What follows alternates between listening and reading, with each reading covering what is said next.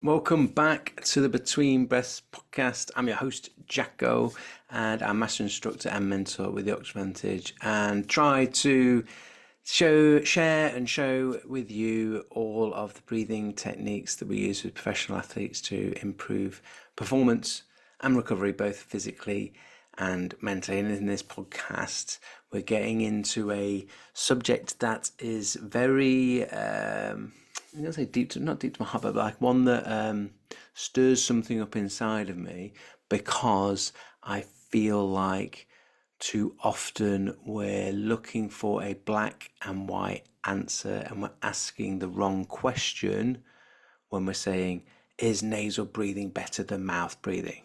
And specifically when we're talking about, is nasal breathing, keep it nasal, better than mouth breathing during physical exercise?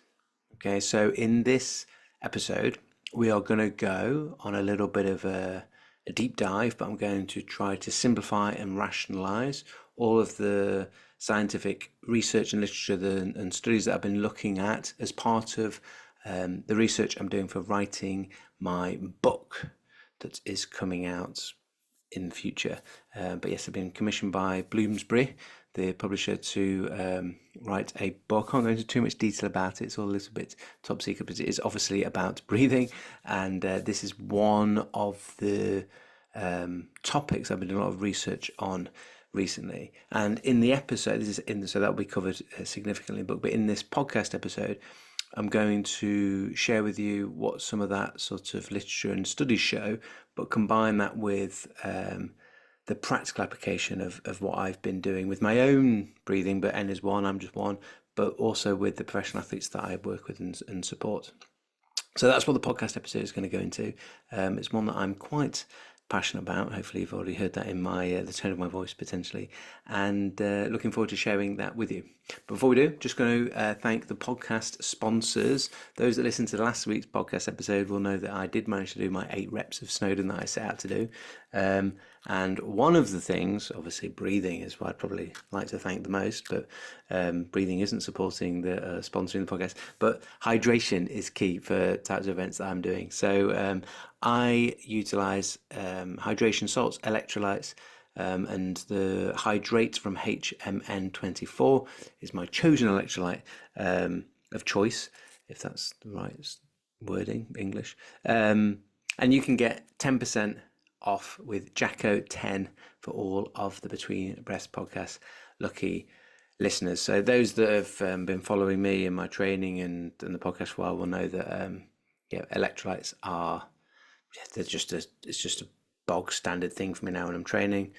Electrolytes go into my water. If I'm doing really long stuff, I'll add a little bit of carbohydrate as well. But even for my strength training that I do at home, requires good hydration, and it's something that I've noticed.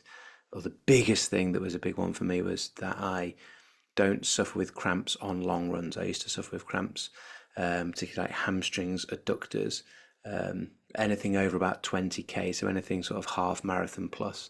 And I did 80 miles in 23 and a half hours up and down Snowdon 8 times at the weekend, and cramp. I had many problems, but cramp was not one of them. So massive thank you to Phil Lerney at HMN24 for supporting me and supporting the podcast, and thank you for giving a 10% discount for the Between Breaths podcast listeners. So head over to HMN24 with code JACKO10, and I'll put a link in the show notes for you. So enough of that. Let's get into the nitty gritty of, is mouth breathing or nasal breathing better? But are we even asking the right question? We enter this world taking our first breath, and sadly, we leave this place taking our last. And what I want to do with this podcast is to explore what happens between those breaths.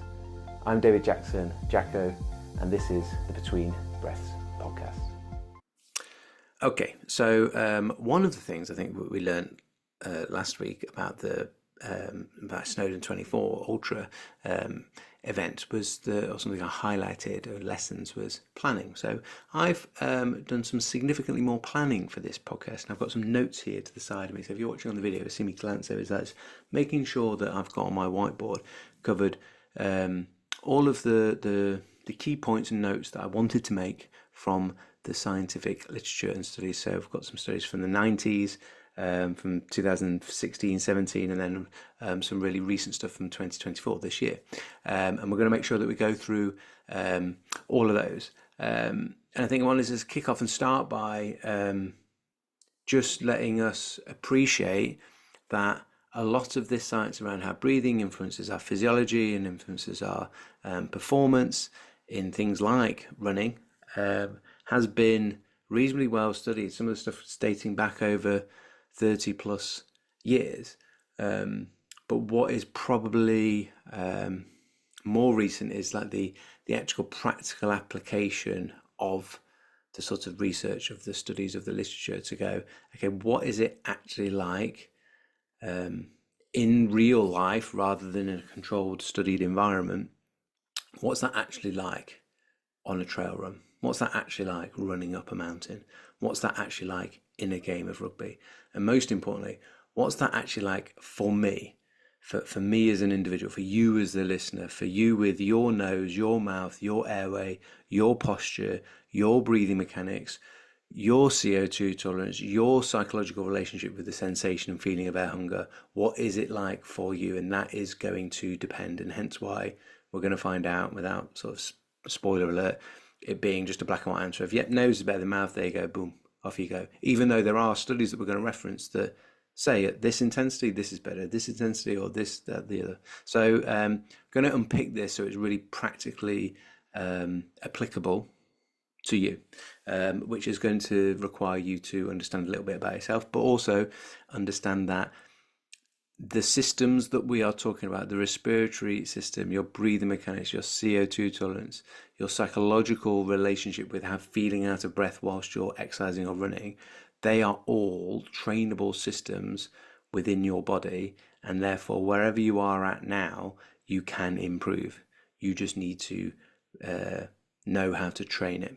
And very sort of simply, if you can manipulate, if you can change, if you can alter, can you change your breathing? Can you choose to control your breathing? If you can choose to control it, you can change it.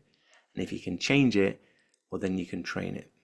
And it's as simple as that. We just need to know what we're supposed to do. And some of the scientific literature really helps us point in the direction of that, which is great. And then hopefully if I share with you the practical applications of what that's been like for me as a like now an ultra runner, but also within other sports, like a lot of the athletes that I work with are in high intensity sports like professional rugby players. So we're going to dive into all of that. So we're going to start with the oldest paper that I looked at. So in 1995, there was a study showing that when they were comparing nasal breathing to mouth breathing, when they were nasally breathing, the subjects in the study, the fraction of oxygen, so their oxygen levels in their exhaled breath was lower, meaning their body extracted more oxygen and used more oxygen out of the bloodstream. Boom, that's good. Part of that, and something that we do know and have known for a long time, is because of the relationship that oxygen has with carbon dioxide. So the fractional percentage of carbon dioxide was higher. They had a greater level of carbon dioxide in their exhalation and less oxygen, meaning their body was coping with higher levels of CO2 and as a result extracting more oxygen out, so being more efficient. That's a good thing. That is something that Christian Bohr in 1904 highlighted, that carbon dioxide is the catalyst that allows oxygen to be released from hemoglobin, from red blood cells. It releases its affinity. So importantly, when we can tolerate increased levels of CO2, we can be more efficient with oxygen uptake from the blood. Now, that Bohr effect is irrelevant of whether your nose or mouth breathing. It's to do with the level of CO2 that is staying in the body for a little bit longer. Okay. Now, what this study showed us was when you use your nose rather than your mouth, it's naturally going to slow down your breathing rate. It's going to naturally slow down the speed or the velocity at which air is flowing in and out, which is going to reduce the total volume of air that you're breathing a little bit, which is going to keep a bit more carbon dioxide inside, and hence why they were seeing greater levels of CO2, greater oxygen used, therefore pointing towards nasal breathing is better. Yeah. But, and a big, big but, it's not as black and white as that, obviously, otherwise this podcast would just end there. It's not as black and white as that. And it's, I would say, and this is where we go into like the practical application, it's only better when you are either adapted and have done some training towards it, or you already have a level of CO2 tolerance and good relationship with the sensation of air hunger or feeling a little bit out of breath, in order to be able to manage that slower breathing rate and manage that lower volume of air that's coming in because of the extra resistance that the nose provides. But if it isn't, if you aren't able to cope with that physically, psychologically, and you have a low CO2 tolerance, you're very sensitive to carbon dioxide buildup, then it maybe isn't going to be better. You're going to be one of the subjects in the studies that doesn't perform better. But on average, they were better. But you're going to feel that it's worse. This is what happened. For me,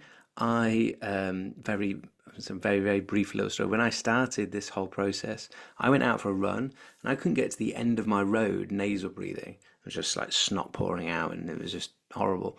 And my nose, I was so bad at using my nose because it had come, my starting point was from a brain injury back in 2013 and all that stuff. And actually, I don't know how well I was breathing before that anyway. But all I know is when I tried to go out nasal breathing whilst I was running, it was awful.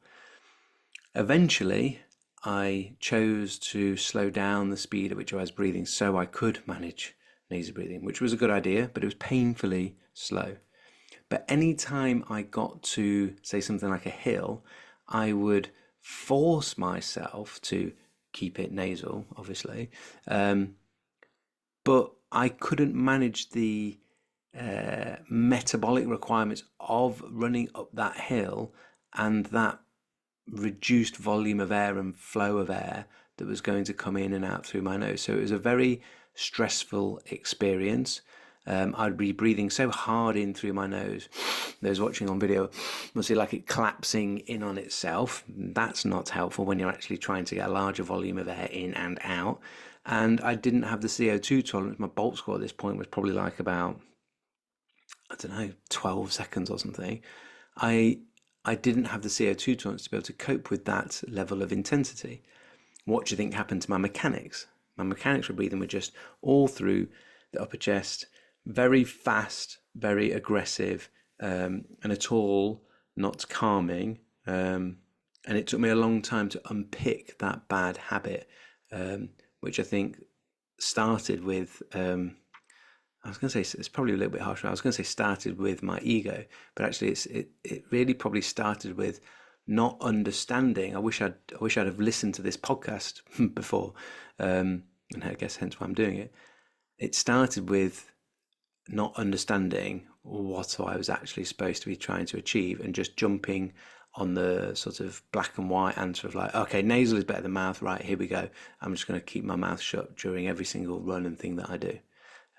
I guess disrespecting might be a bit too strong a word, but let's use it. Disrespecting the intricacies of training the breath and getting yourself building gradually to being adapted to more controlled nasal breathing, but the main thing being more adapted to managing breath control, managing the CO2, and whether you do that through your nose or your mouth, that's still important, and managing the rate at which we're breathing.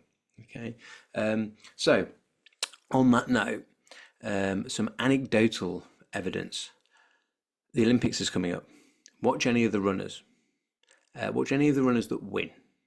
Watch, and they won't necessarily be nasal breathing, but watch any high level runners. I've been doing a lot of observational work with a lot of the mountain runners here in Snowdonia. We had the guy that won the Snowdon 24 race, Never once. To say he didn't look out of breath is, I was calling him Roger Federer. He literally looked like he was, one, floating up and down the mountain, but two, he wasn't necessarily specifically nasal breathing, but he was so calm with his breathing. It was an absolute joke. It was like coming down off his, he did 9 reps in total, so he did a whole extra rep than me. And there was 5 people did 9 reps. I came ninth doing 8 reps, and I was very happy with that. But no one had ever done more than 8 reps before, so I went I went with the plan to do 8, thinking that that would get you top 5, and maybe if you were fast with your 8 reps, top 3. Anyway, I was happy. But he was like an absolute joke with how calm his breathing was. He didn't even look like he was sweating. And then this weekend just been the Snowdon race where they just race up and down as fast as they can. The winner did it in 1 hour and 5 minutes, I think, 1 hour 6 minutes, something like that. I think the record is like 1 hour 3 or 1 hour 4. Like, that is an absolute joke of a speed. That's 10 miles with 1,000 meters of elevation climbing, 10 miles up and down, and they're doing it in just a few minutes over 1 hour. That's faster than ever got to the top. I've got to the top in 106 was my best, and the guy's gone up and down in 105. And seeing his breathing, particularly on the way up when it was really flipping horrible up the steep stuff, seeing all of them at the beginning, they're breathing. You're like, okay, you can see that they're breathing because they're running, but they're totally calm and totally in control of their breathing. Okay? A great question would be, do they specifically train their breathing, or has that become a result of their running training and a little bit of probably intuition? For the book that I'm writing, I'm going to be interviewing some of these types of athletes, which will be interesting to find out. So I haven't specifically spoken to them yet, haven't interviewed them yet. I've got some interviews lined up. That will be interesting. That'll be interesting to find out and know. And obviously I'll cover that in the book. But the main thing will be, I guarantee you, they're breathing, they're in control of their breathing, and they look calm with their breathing. Whether they're using their nose or their mouth, it's not a rushed upper chest breath. That I can tell you for sure. Okay, so that's just a bit of a zoom out of the nose versus mouth. If we zoom back into the nose versus mouth, we do know there are some benefits to the airflow with nasal breathing. So the nose helps to condition the air, helps to warm the air, helps to humidify the air, helps to maintain moisture, helps us reduce levels of dehydration. Like, we apparently lose 42% more moisture when we're mouth breathing compared to when we're nasal breathing. That's going to be important during exercise. Yeah, the moisture that the nose helps to keep inside the airways is really critical part of gas exchanges at the alveoli within the lungs. So that's also important. So there's lots of benefits to nasal breathing in and out if we can. But then there's also benefits to mouth breathing. So if I need to breathe a larger volume of air in and particularly out, because it's not going to do too much change to your oxygen levels, but it is going to significantly impact the levels of CO2 that you're able to manage. A larger volume of air going out may be beneficial for you depending on the intensity that you're running at, dependent on your exercise efficiency, depending on the thing that you're actually doing, depending on your own CO2 tolerance and efficiency of breathing. That may be of benefit to you. I think that the overriding, this is something I didn't make a note on, but like an overriding thing that I totally believe in is, what's important is that you are doing what you're doing for a particular reason, because you understand why it is that you're doing it, rather than it just being dictated to you. So are you mouth breathing because you know you need to do X, Y, and Z and it's something that you're working on and blah, blah, blah, blah, blah, and you're going to get back to nasal to help with your recovery? Or are you just mouth panting because you're just totally unaware of that's how you go to whenever you're a bit stressed with your exercise, or and not in control of it? So it's knowing, and even just listening to this podcast, and next time you start exercising, you're going to be a bit more aware of your breathing, and just being a bit more aware of it, you'll naturally control it a little bit. Sometimes it can just be little bits that are as simple as that. Yeah. One thing though that the mouth breathing isn't great for is it's not good for controlling the rate of our breathing. because the less resistance of the mouth, particularly when the mouth is wide and we're starting to pant, we'll lose control of the rate, or our rate will go sky high. And when the rate goes very high, it's very difficult to have good breathing mechanics. Now that could be the same said for nasal. If I'm breathing nasally, really fast like that, and you're watching the video, see me bouncing up and down, it like the mechanics become very vertical, very shallow. They're very poor in terms of mechanics. With mouth breathing, you're much more likely to go to that because we have less resistance, and so then our mechanics become less efficient. There was a specific study, 2015, from the Journal of Electromyography and Kinesiology. I'll put the links to the studies that we reference in the show notes from 2015. So it's showing that there was, comparing nasal breathing and mouth breathing, there was less recruitment of the diaphragm when we are mouth breathing, and that being mainly related to the less resistance that there is, and mouth breathing being more linked to that sort of upper chest breathing. There'll be some stuff that's going on with your tongue. Your tongue is going to be at the bottom of the mouth when you're mouth breathing, because if it's sealing the roof of the mouth and supporting your airway, you won't be able to breathe through your mouth. And the tongue is related to the diaphragm. So there's this relationship between nasal breathing and the diaphragm that the mouth doesn't have. And that's not going to be optimal for our mechanics. But that said, you can still use your diaphragm and get your rib cage expanding nicely when you're mouth breathing. But I would suggest that's probably something you need to be very aware of and have trained.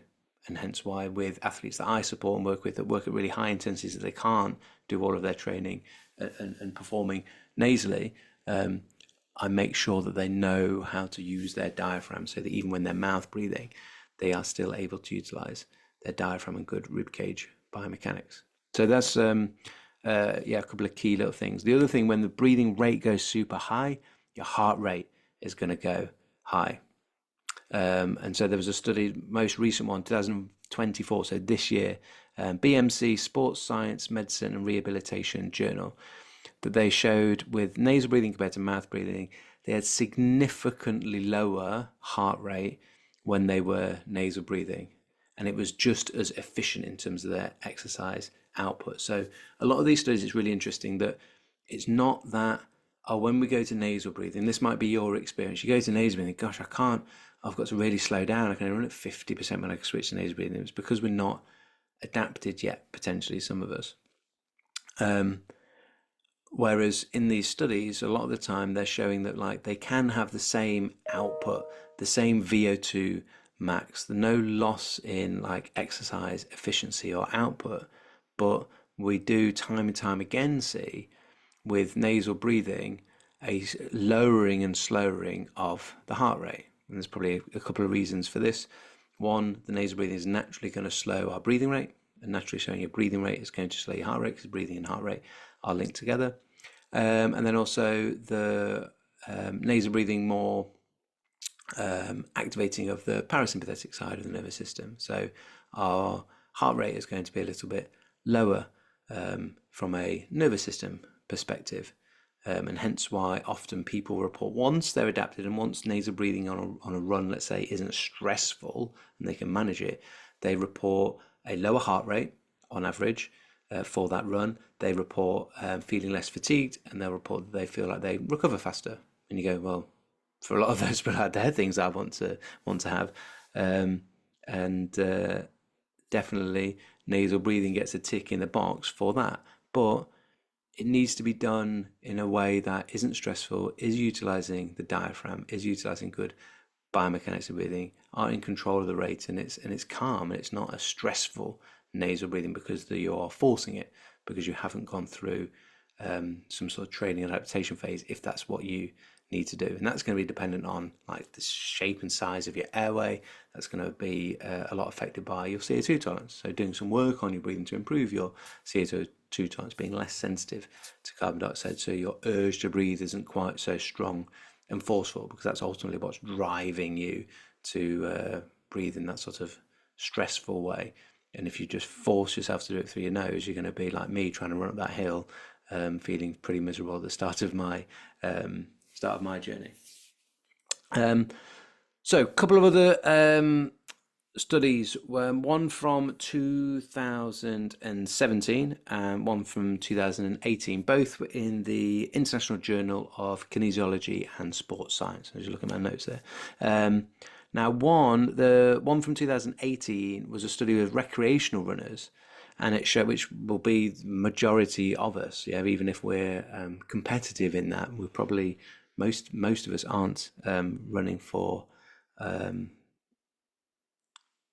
living and to pay the bills. That's an extra stress. I can tell you, being a professional athlete, playing professional rugby for, playing for being able to pay your mortgage adds an additional stress to sport, which typically sport you just, oh yeah, it's fun and I enjoy it. But there's other dimensions when you start needing it for your livelihood. Anyway, different topic, different podcast, but an important one. So they showed with recreational athletes that they were able to nasal breathe at all intensities that they were running. But these are recreational athletes, so they might not be that good. So it makes it the less good you are, probably the faster you can't go, and therefore maybe nasal breathing is a little easier. With no reduction in their VO2 max during testing, but importantly, this was after a training period, after the opportunity to practice and train nasal breathing whilst exercising, in this case running, and become a little bit adapted to that stimulus of a slower rate of breathing and slower airflow, and therefore less volume of air coming in and out. And then the study from 2017 was with 19 subjects.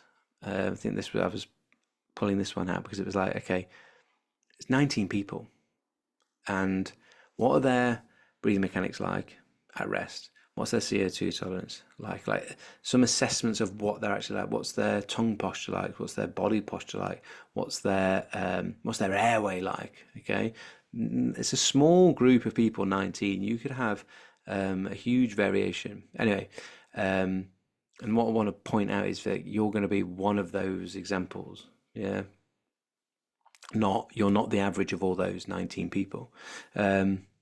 So what they found in this study from 2017, again it was the International Journal of Kinesiology and Sports Science, that at 60 to 80% of their maximal intensity, nasal breathing was more efficient. But anything over 80%, mouth breathing was better for these 19 people on average. And they were saying that the higher metabolic demand of stuff over 80% of their max required a larger volume of air to be moving in and out, passing in and out of the lungs, which we know, we understand, we appreciate. Now, that then gives us a little bit. Some people would then quote that as a like, right, 8% you need to switch to mouth. It's like, well, maybe you need to switch at 70%, or maybe you need to switch at 90%. I don't know. But one thing I do know is when you switch to mouth breathing, do you then lose control of the rate of your breathing and lose the control of the quality of your breathing mechanics? Because that's not going to be beneficial either. And this is where I say we're asking the wrong question too often. We want that black and white answer. Is nose breathing better than mouth breathing? Yes or no? And at what point are we supposed to switch? Well, it's going to depend, and it's also, because it's going to depend on all those things, it's also a trainable thing.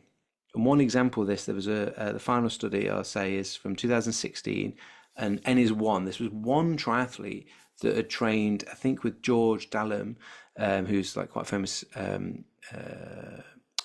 Olympic triathlon coach. That's a huge advocate of nasal breathing. So this triathlete had done, significant period of I forget off the top of my head what the period was, but a significant period of training.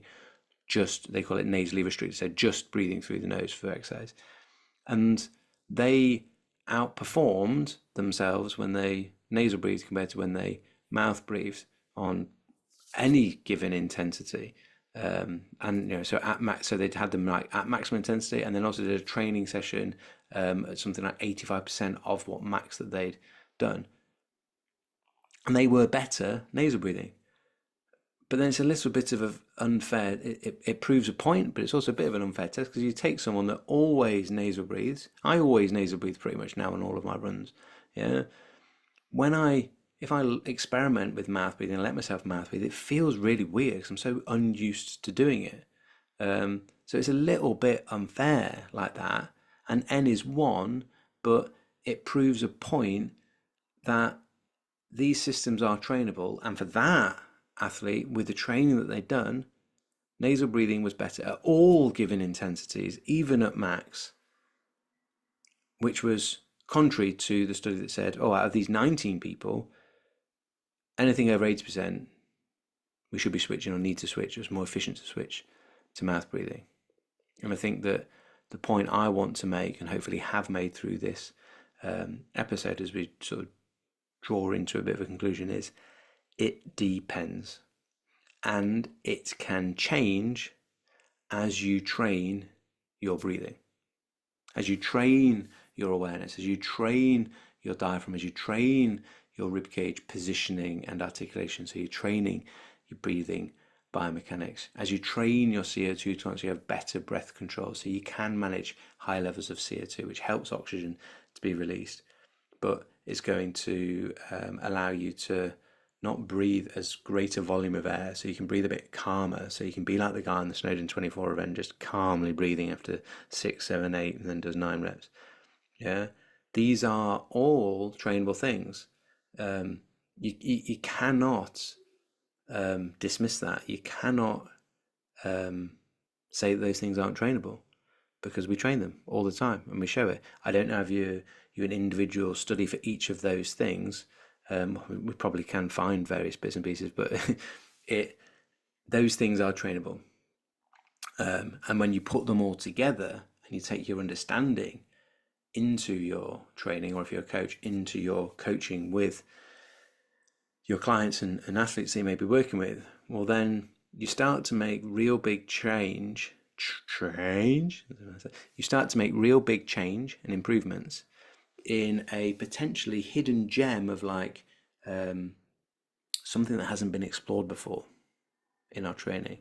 We've done the actual physical training, and we've done the nutritional work, and we've done our sleep and our recovery and but we haven't trained the breathing system and the effect that has on heart rate, on recovery, on fatigue levels, on perceived exertion levels is undeniable from the research, and also undeniable in the practical application that I've seen with my own running and training performance, and with the athletes that I have the pleasure of supporting. So I hope that's been helpful. I hope that's been insightful. I hope that it's helped you. The thing I really hope it helps you the most is to go, okay, I see how you've tried to look at these various different things objectively, and although that you've got keep it nasal written on the back of a pair of Speedos, you're not, although you're biased towards it, you're not letting that blur a wider view on what these studies are telling us, so that you can try to, when you're looking at something else, when you see someone quote something on YouTube or Instagram, whatever, or if you look at a research paper, that you can look at it more objectively and ask bigger, wider questions to get deeper, better, more robust answers. And I think that's it's a great line to finish on. I didn't even, that just came off the cuff. I didn't even write and plan that down. So yeah, there you go. Planning is great, but also speaking from the heart and rolling off the shooting from the hip and coming off the cuff also plays its role as well. So yeah, thank you for listening. Thank you for supporting the podcast. If you found this helpful, like, share it. Particularly, it's like anyone that's like a runner or really enjoys their exercise, maybe a Hyrox athlete or something, like someone that you know, a friend of yours that is really into their training and doesn't train their breathing, or you just think this would be beneficial for them to listen to. I'd love you to share it with them. So please hit share. If you haven't reviewed the podcast yet, I'd massively appreciate a review, and obviously 5 stars of the podcast. And finally, if you are looking to like go, okay, yeah, I'm on board, Jacko. I get that we can train this thing, but like, how do we start training it? And if you haven't started with my free, I'll say that again, free Foundations of Breathing course, which goes through some breathing assessments, goes through modules on biochemistry, so that's like your CO2 tolerance, biomechanics, breathing for exercise, it goes for breathing for sleep. There's 7 different modules, it's totally free. It's available on my website, probreathwork.com.